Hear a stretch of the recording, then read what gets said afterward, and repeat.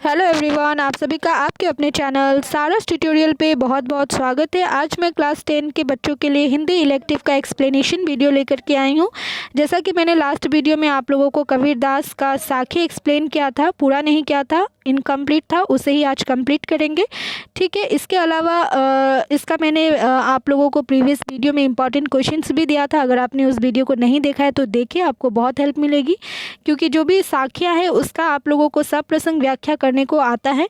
इसलिए हर एक साखी को आप अच्छे से समझ करके जाइए, ताकि आप लोगों को एग्ज़ाम में कोई प्रॉब्लम फेस करना ना पड़े। ठीक है, तो चलिए हमारा आज का ये वीडियो स्टार्ट करते हैं। जैसा कि लास्ट वीडियो में मैंने माला फेरत जुग भया फिराना मन का फेर तक आपको समझाया था। ठीक है, आज मैं साखी 6 से एक्सप्लेन करूँगी। ठीक है, इसके अलावा जिन्होंने चैनल को अब तक सब्सक्राइब नहीं किया, प्लीज़ सब्सक्राइब करें और बेल आइकन को प्रेस कर दें, ताकि मेरे अपकमिंग वीडियोस का नोटिफिकेशन आपको मिलते रहे। ठीक है, अब चलिए देखते हैं 6 नंबर साखी, जो कि है जाति जाति न पूछो साधु की, पूछ लीजिए ज्ञान, मोल करो तलवार का, पड़ा रहने दो म्यान। ठीक है, यहाँ पे मैं म्यान का मीनिंग आपको समझा देती हूँ। ठीक है, म्यान जो होती है वो जो तलवार को रखने वाली जो उसकी जो खोल होती है, जिसमें तलवार को रखा जाता है। ठीक है, तलवार को रखा जाता है, उसे क्या कहते हैं? म्यान कहते हैं। ठीक है, ये जो खोल होती है इसे म्यान कहते हैं, और इसके अंदर क्या होती है? तलवार को रखते हैं। ठीक है, तो यहाँ पे कबीरदास जी के कहने का मीनिंग है, उनके कहने का अर्थ है कि जो सज्जन है, साधु मतलब सज्जन। ठीक है, सज्जन की जाति ना पूछकर उसके ज्ञान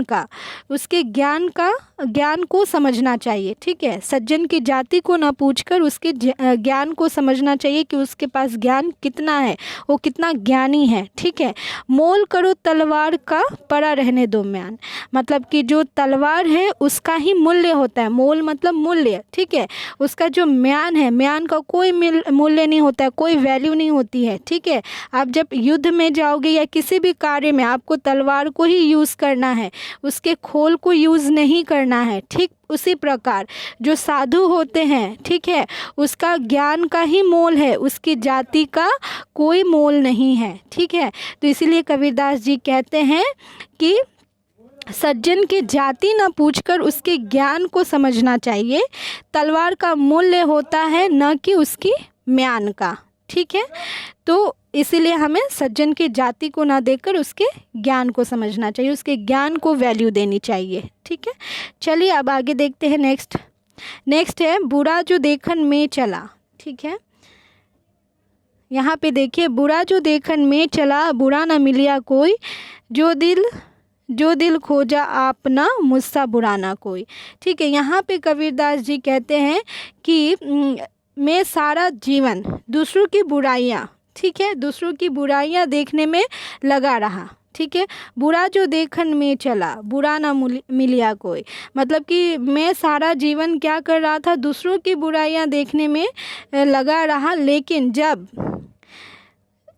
जो दिल खोजा आपना, मुझसा बुरा ना कोई, मतलब कि जब मैंने अपने अंदर अपने मन में झांक कर देखा, तो पाया कि मुझसे बुरा इंसान कोई नहीं है। ठीक है, मैं सबसे स्वार्थी और बुरा हूँ, क्योंकि हम लोग क्या करते हैं? हमेशा दूसरों की बुराइयाँ देखते हैं, अपने अंदर झांकना नहीं चाहते या नहीं झांकते हैं। और जब हम लोग अपने अंदर झांकते हैं तो हमें मिलता है कि हमसे बुरा इंसान कोई नहीं है इस दुनिया में। इसलिए हमें दूसरों की बुराइयाँ ना देख करके अपने अंदर की बुराइयों को मारना चाहिए, अपने अंदर की बुराइयों को देखना चाहिए और उसे दूर करना चाहिए। ठीक है, अब चलिए देखते हैं नेक्स्ट देखिए, जिन ढूंढा तिन पाइया, गहरे पानी पेट। ठीक है, जिन ढूंढा तिन पाइया, गहरे पानी पेट। आगे देखिए, जो बौरा डूबन डरा, रहा किनारे बेट। ठीक है, तो यहाँ पे देखो, जिन ढूंढा तिन पाया, मतलब जिसने ढूंढा उसको मिला। ठीक है, कहने का मीनिंग है, ये जो वर्ड है यहाँ पे दी हुई है कि जिन ढूंढा तिन पाया, मतलब कि जिसने ढूंढा उसको मिला, जिसने मेहनत की उसको मिली। ठीक है, गहरे पानी पेट, पेट मतलब डुबकी लगाकर, ठीक है। मतलब जो तैराकी होते हैं, जो तैरना जानते हैं, है ना, तो वो क्या करते हैं कि पानी के अंदर जा कर के कुछ ना कुछ ढूंढ करके ले आते हैं, ठीक है। पानी के अंदर अगर वो जाएंगे तो कुछ ना कुछ डेफिनेटली खोज करके ले आएंगे। कहने का मीनिंग यही है कि जो मेहनत करता है वो कुछ ना कुछ अचीव कर ही लेता है। जो बौड़ा डूबन डरा, जो बौड़ा, बौड़ा मतलब पागल, बेचारा, वॉटेवर, जो भी कह सकते हैं। जो बौड़ा डूबन डरा मतलब डूबने से डरा, रहा किनारे बैठ, उसके हाथ में कुछ नहीं आया और वो किनारे पर ही बैठ करके मुंह ताकता रह गया, ठीक है। तो यहाँ पे बेसिकली कबीरदास के कहने का सिंपली मीनिंग ये है कि जो इंसान मेहनत करता है वो लाइफ में कुछ ना कुछ अचीव कर लेता है, ठीक है।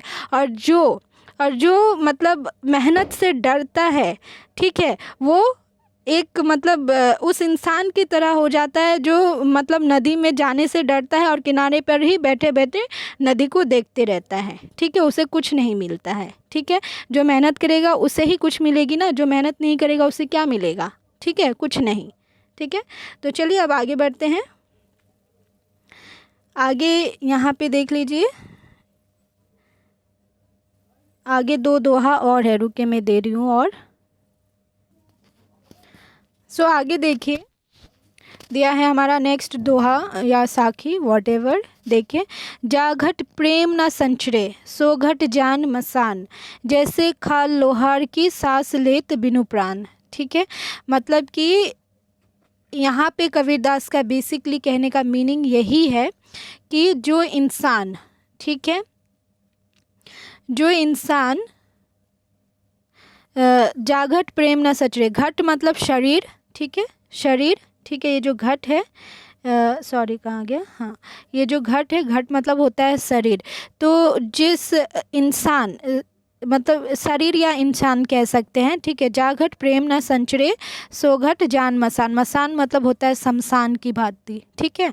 तो यहाँ पे कबीरदास जी के कहने का मीनिंग ये है कि यदि कोई मतलब कि जिस इंसान के अंदर किसी के प्रति प्रेम या प्यार नहीं होता, ठीक है, वो इंसान कैसा होता है, शमशान की तरह होता है, ठीक है। मतलब उसका जो इंसान दूसरों से प्रेम नहीं कर सकता, ठीक है, वो इंसान क्या है, दूसरों के प्रति जिसके मन में, एक सेकेंड, हाँ, मीनिंग यही है कि जो इंसान जिस इंसान के अंदर दूसरों के प्रति प्रेम भावना नहीं होती, वो इंसान कैसा है, मरा हुआ है। मसान मतलब मरा हुआ इंसान है, ठीक है, जिसके अंदर दूसरों के प्रति कोई फीलिंग नहीं होती है, कोई भावना नहीं है, कोई प्रेम नहीं है, दूसरों के सुख दुख से जिसे कोई मतलब नहीं है, वो इंसान शमशान की तरह या फिर मरे हुए इंसान की तरह होता है, ठीक है। जैसे खाल लोहार की सांस लेत बिनु प्राण, जैसे मतलब लोहे के शरीर में कोई बिना प्राण के ही सांस ले रहा हो, ठीक है। अब चलिए आगे बढ़ते हैं। आगे देखिए, काल करे सो आज कर, आज करे सो अब, पल में प्रलय होएगा, बहुरी करोगे कब, ठीक है। तो यहाँ पे कबीरदास जी के कहने का तात्पर्य ये है कि हमारे पास ये जो काल मतलब क्या होता है, समय, ठीक है। काल करे सो आज कर, आज करे सो अब, मतलब आपका जो काम है वो कल करने से बेटर है कि आप आज करो, और आज करने से बेटर है कि आप अभी करो, ठीक है। मतलब यहाँ पे मैं मीनिंग आपको समझाती हूँ। कबीरदास जी कहते हैं कि हमारे पास क्या है, समय बहुत कम है, ठीक है। तो जो काम कल करना है वो आज करो, ठीक है, और जो आज करना है वो अभी करो। क्यों? क्योंकि पल में प्रलय होएगा मतलब विनाश होएगा। हमें तो नहीं पता ना, नेक्स्ट मोमेंट भूकंप आ रही है, मतलब ज्वालामुखी फटने वाली है या धरती हिलने वाली है, क्या होने वाला है, प्रलय आने वाला है, हमें तो नहीं पता है, ठीक है। नेक्स्ट मोमेंट हम उस काम को करने लायक रहेंगे या नहीं रहेंगे, ठीक है। इसलिए कल का काम जो है वो आज ही कर लो, और आज का अगर कोई काम है तो वो अभी तुरंत कर लो, क्योंकि पल में प्रलय होएगा। बहुरी मतलब स्टार्ट करोगे कब, मतलब बहुरी मतलब शुरुआत करोगे कब, ठीक है। इसलिए कबीरदास जी कहते हैं कल का काम आज करे और आज का काम अभी करे, क्योंकि पल में प्रलय होएगा और हमें शुरुआत कब करेंगे हम? अगर पल भर में ही ये दुनिया ख़त्म हो जाए, ये सृष्टि ख़त्म हो जाए या हम मर जाए तो फिर हम उस काम को कब करेंगे? इसलिए समय बहुत कम है, हमें समय का सदुपयोग करना चाहिए, यूटिलाइज़ करना चाहिए, वेस्ट नहीं करना चाहिए। ठीक है, आई होप कि आपको ये एक्सप्लेनेशन समझ में आया होगा। अगर कुछ भी डाउट रहता है तो प्लीज़ मुझे कमेंट सेक्शन में कमेंट करें, मैं जितना हो सके आप लोगों की हेल्प करने की कोशिश करूँगी। ठीक है, तो चलिए तब तक के लिए बाय, टेक केयर।